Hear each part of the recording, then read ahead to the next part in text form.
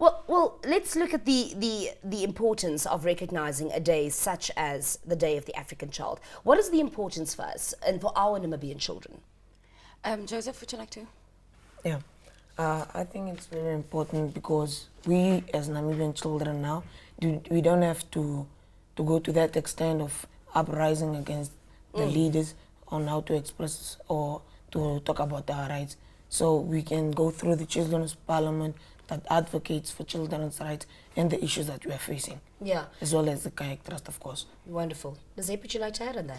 Yeah, I'd just like to say that, the situation that the children were in back in 1976 was awful, and it's great that now, while commemorating this, a lot of changes has happened, because this brings us back home as to why we need to listen to children, why we need to respect children's rights, because at the end of the day, they are human, so therefore they're protected under human rights as well. And it's like Joseph said, we don't have to resort to violent methods in today's age, and I think it's because of what happened then and the lessons that we've learned every year.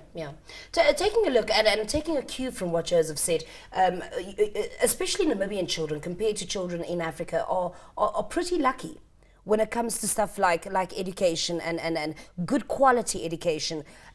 Is there still some significance for Namibian children celebrating a day such as the African Child? Yes, I think so, particularly related to education. In the Namibian, I think of this week, earlier this week, children in Ochinene sat out front waiting for the class to be vacant so that they can enter the classroom.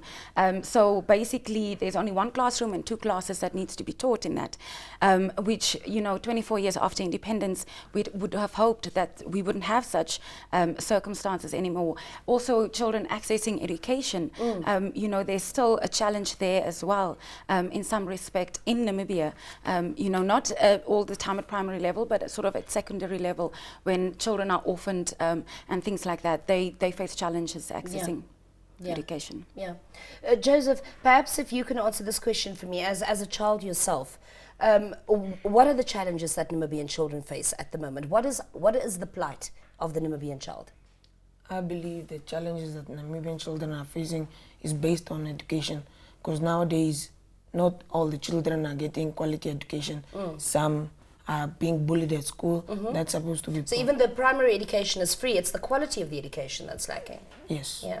And you were saying being bullied at school? Yes, and intruders. So we need to be protected against bullies and intruders, and also to have the nutrition and to be empowered with knowledge by teachers and all that, so that we can say that yes, we are getting quality education. Yeah, and of course quality education it's not just centralized at school, it also comes from home.